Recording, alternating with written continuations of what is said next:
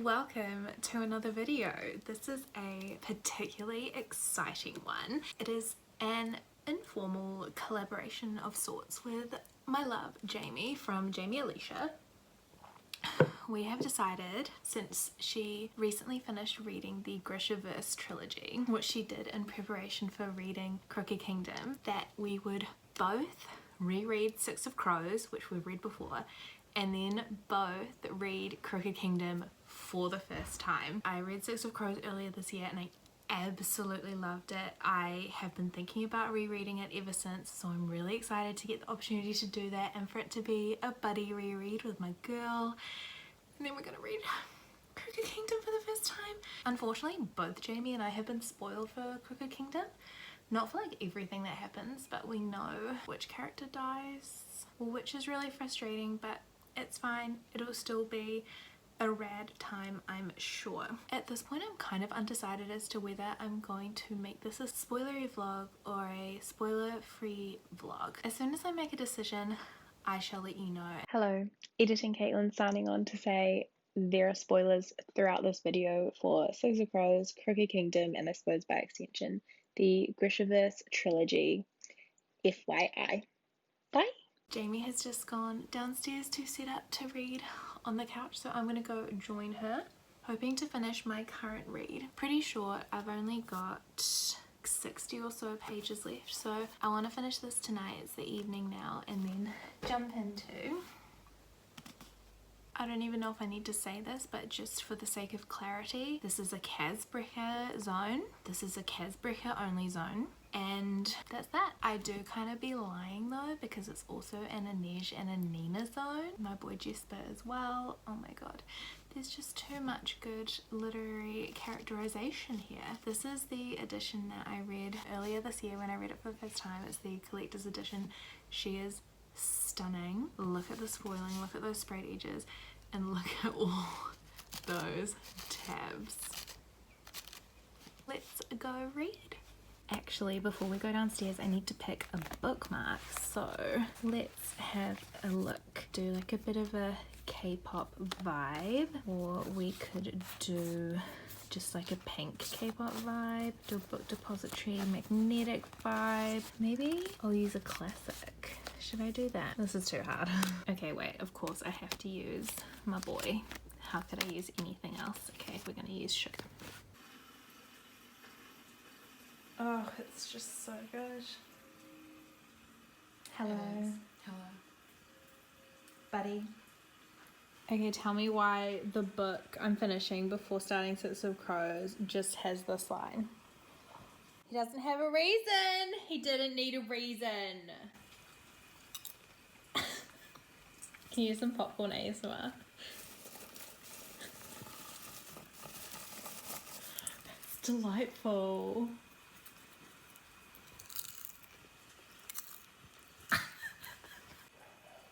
How you going, miss? Good. Just highlighting all of the Casbreaker quotes because everything that comes out of his mouth is iconic. True. And he's literally such a drama queen. Like, I'm sorry, but like, let me read you. Hang on. Let me read you this one bit. Giles shook his head. There's something wrong with you, Brecker. I don't know what you are, but you're not made right. Kaz crooked his head to one side. You're from the suburbs, aren't you, Giles? Came to the city to try your luck? He smoothed his label with one gloved hand. Well, I'm the kind of bastard they only manufacture in the barrel. Okay, we get it. You've got trauma. Like, Does he need some aloe for that burn? That is stunning. Every single white boy that's like ever tried to have like an intimate conversation, like, I've got trauma. I cheated on my girlfriend. Like, what? Like, do you know what I mean? 100%. I mean, I love him, but I'm just saying, he's very dramatic. He certainly is.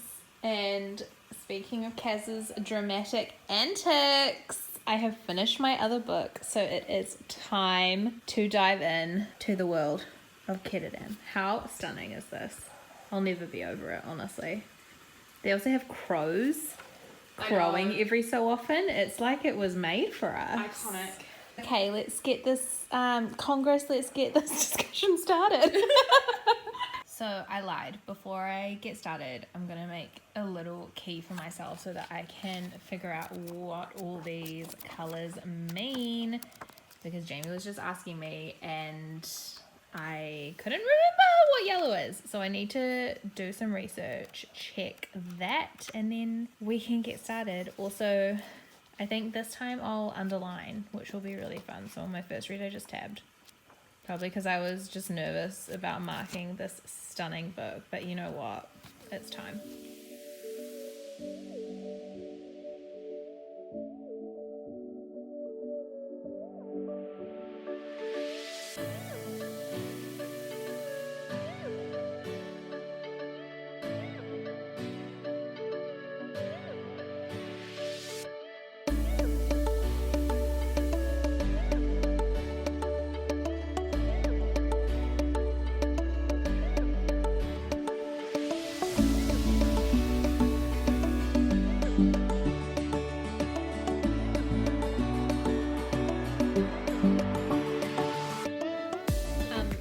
House. What the fuck? How did Levi do go get my address? Hello and welcome to this terrible angle. Just finished the first chapter, which, just said to Jamie, is a lot shorter than I remembered it being. I know a lot of people seem to take issue with it and feel like it's perhaps misplaced or, you know, redundant, but I'm into it, especially on reread. I'll show you this one bit. This part here, when Miss Anya has taken the drugs, you know, it's like, I know what this means because I've read the whole book. Wait, what? I wasn't listening. You know, when she, like, takes the drug. Yeah. And you're like, bitch, it's the drug. Yeah. It's what we're all about. Yeah. You know? Yeah. And it's like, so it's cool to have a bit more of the context and the significance of this chapter upon reread. And that is why rereading and rewatching things slaps. Exactly. And then, of course, we turn the page. Call it what it is. Iconic. No mourners, no funerals is actually something that can be so personal. Jamie just told me to shut up. If you guys could hurt her, you would be agreeing with me. Thank you, extensive paragraph detailing Kaz's wardrobe for my life.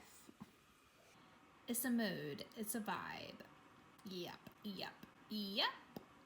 So I'm just chilling downstairs by myself now. Jamie has gone up to have a shower and get into bed, which I think I will do pretty soon as well. I'm up to chapter 5, which is page 75 of my copy, and I am loving this reread so much. I adore these characters. Kaz and Enine are just two of my favorite characters in anything ever.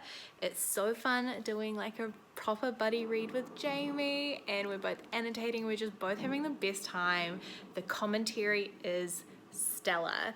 Also, Jamie is like a Mateus stan. Like, she will die on that hill, and you know what? I support her. I think he's great. She asked me to show her the actor who will be playing him in the Shadow and Bone TV series, and I did, and I was like, he's so hot, and I knew that she would think so too, and she did, and we were both just looking at him like, and all the photos of him and the actress who plays Nina, we love to see it. With that in mind, it is so fun reading it and like picturing Freddie as Kaz and like picturing Amita as Inej, and I will check in with you again soon.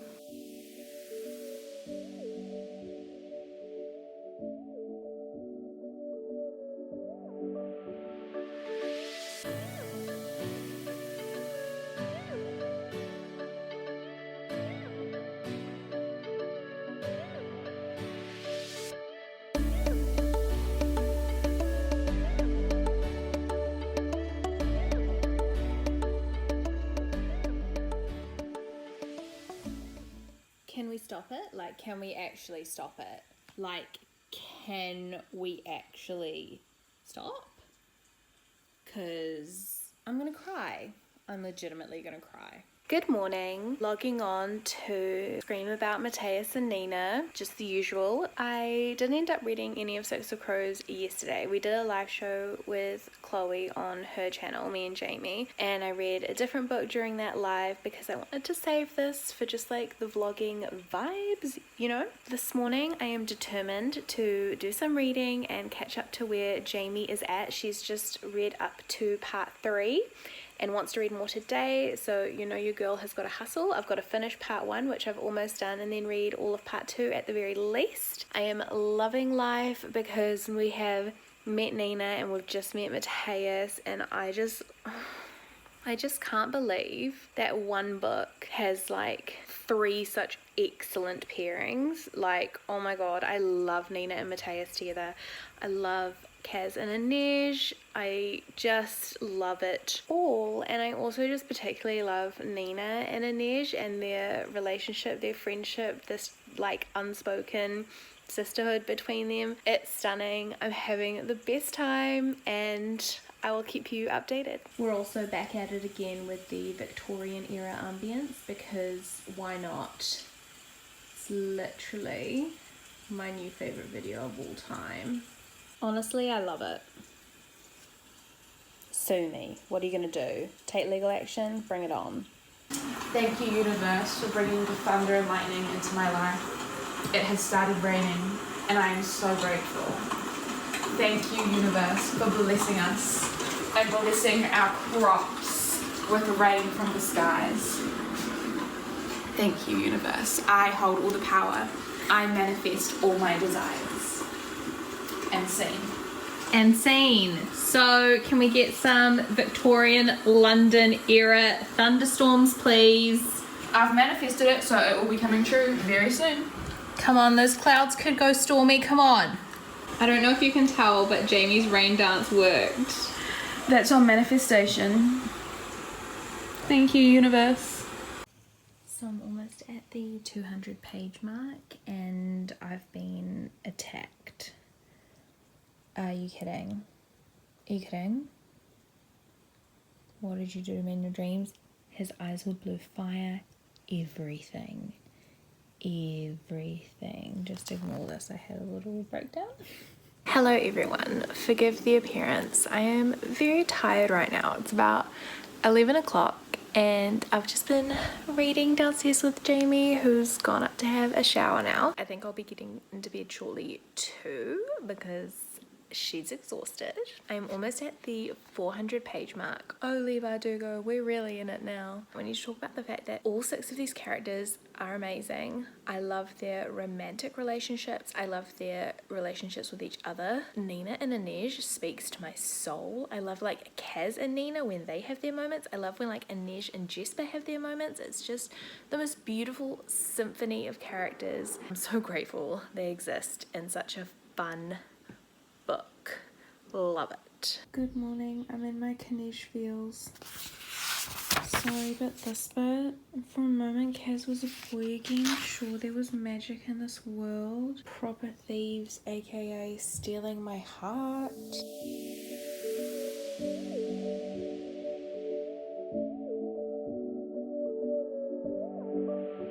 Hello and welcome to my morning voice. I thought I would do a bit of a proper check-in on this vlog because I'm aware that up until now it's basically been a compilation of like 5-second clips of words on pages and me being like, where I'm at right now is I finished Six of Crows. I loved this reread. I loved this reread. It's always interesting to revisit texts because obviously you see so much of the foreshadowing and you see so much of the setup. When you know where a action is going to take you or a particular character's development is headed, it's just such a rewarding experience to be in on it from the start. It probably had maybe like 98 or 99% of the magic that it had for me on first read. Like it didn't quite get there, because I remember when I first read Sex of Crows, I just loved it so much. I couldn't believe how good it was and how much it just like spoke to me. Like that book has such an atmosphere for me. Potentially some of the reason it was just slightly not as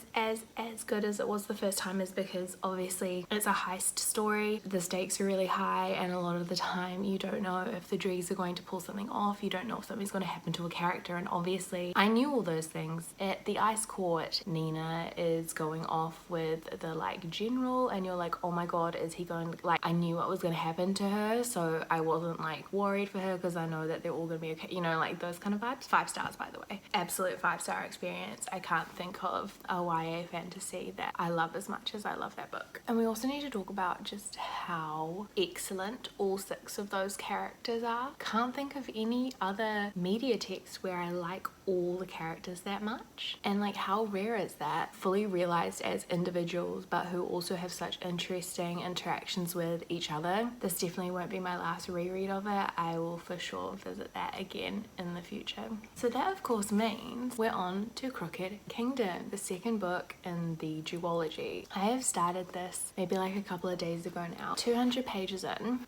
Sad to say, it's not doing much for me at the moment. I would say the enjoyment factor is reliant solely upon the characters right now, and the fact that I'm reading about characters that I love. The plot, the atmosphere, everything's just kind of lacking for me at the moment, which is such a shame. It just feels a bit lackluster. Like Jamie and I were talking about it last night, and I was just saying how the first book for me, like, it's palpable. As soon as I open it and I start reading it, like, I am in it, I am there, I am like locked and loaded and ready to go, and it just fully envelops me in its atmosphere and everything it has going on. This book, a lot of this has kind of been skim reading. I'm just not invested, like I'm not even really interested, which is wild because again, the stakes are so high at the beginning of this book. Inej is with her captors, they're trying to figure out how to save her and stuff, and I'm just like, the Inej chapters are lit, and I really love reading about Nina and Matthias like thirsting after each other. Can we please just let them bang at this point? Like, I've done my waiting. I just can't help but think that I should be feeling, oh my gosh, they're gonna go save Inej, like I'm so scared, what's gonna happen, rah, rah, rah. Like the only really intense part so far is Inej almost got like really badly injured, and that's kind of it. Jamie and I were also talking about the fact that, you know, we're focusing a lot more on Wylan and Jesper in this book, and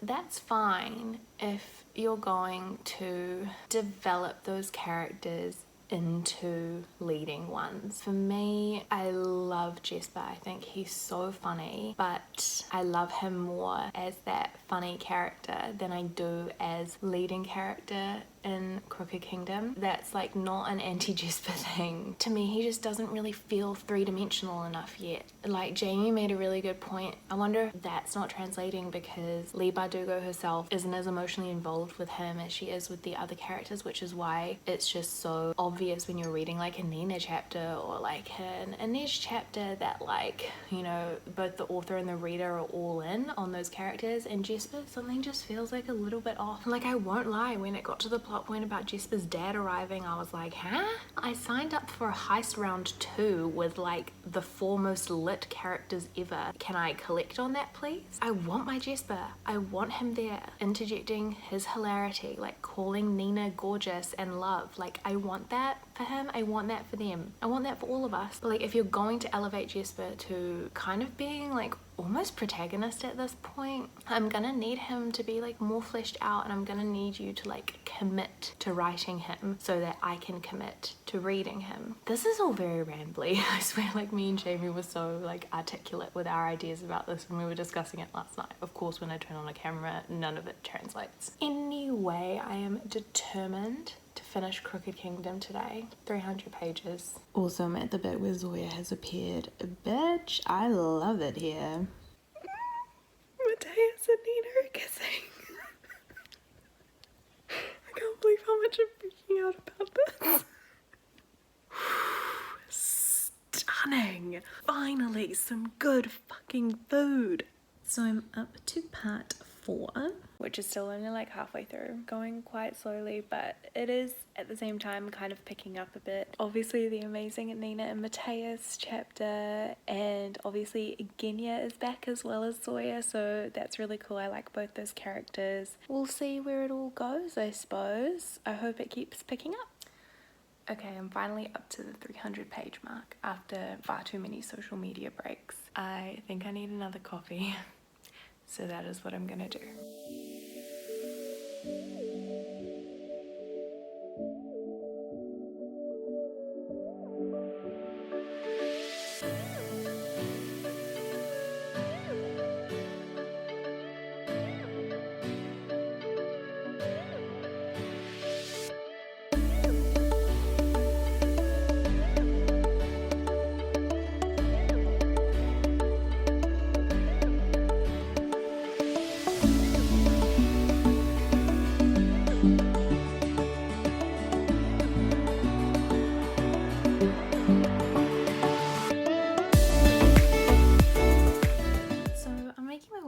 Chapter 32.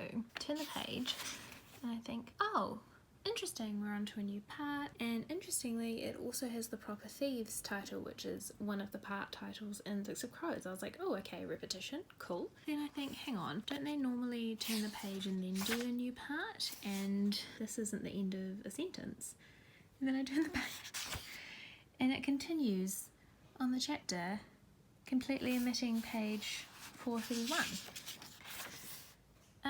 Is this like a common thing with the collector's edition? Does anybody else's copy do this? Pretty weird, right?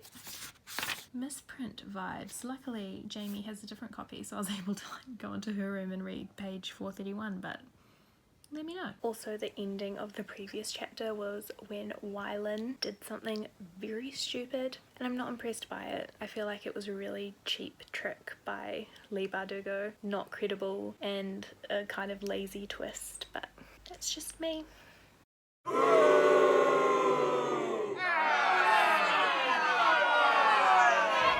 Crooked Kingdom.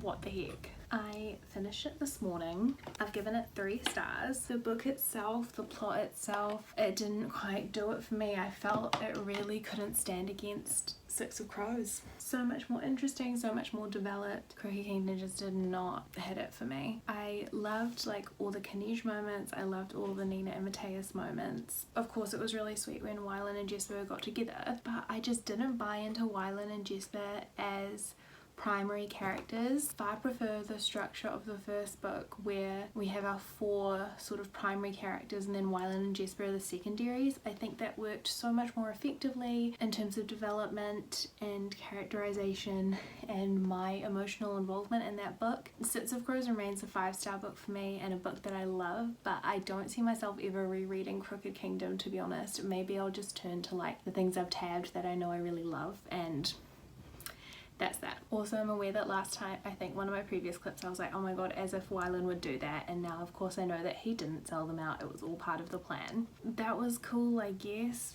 Again, I just didn't really care. I just didn't feel like the stakes were that high. I knew Mateus's death was coming. It still obviously was pretty sad, especially the following Nina chapter and like the final things they said to each other and such, but it was in a way anticlimactic, and I might not be sort of entitled to speak on that because I was spoiled for it, so it's probably a lie for me to say that anything would have really surprised me with that plot line. I still feel as though it kind of came out of nowhere and maybe wasn't done just, I don't know. Obviously I love Kaz, love Inej, love Nina, love Mateus. They were pretty great. I really loved the final Kanish moments where they held hands and where her family returned, and I was like, oh, that was really sweet. I liked that book for the Kanish crumbs and the Nina and Mateus crumbs, and for not a lot else. While I think like some of what I said is like a valid criticism, I understand that like as with all art, it's subjective. This is my like personal opinion. I just much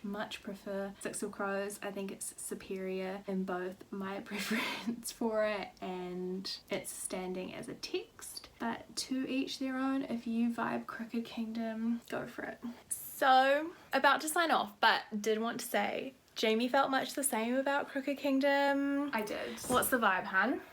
Like, it was just underwhelming. Like, it's not Yes. like there was anything, like, inherently wrong with it. It's not like, I mean, personally, just the whole Jesper and Wylan thing, like, I just feel like they're underdeveloped as characters. I've talked about this. Yeah. I just feel like Leigh Bardugo did not put as much care into Jesper and Wylan as she did with, like, Kaz and Inej. Like, it's very obvious that she, like, adores Kaz and Inej and Mateus.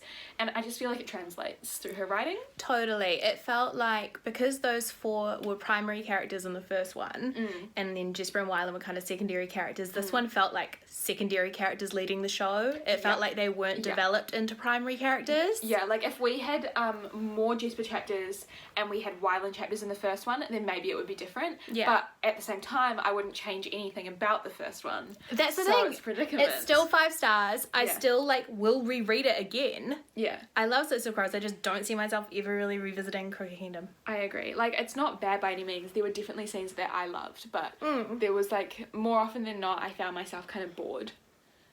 But, yeah, I still enjoyed it. It's just, like, a low 3 stars. Love it. So, will we ever read King of Scars? Probably not. Probably not.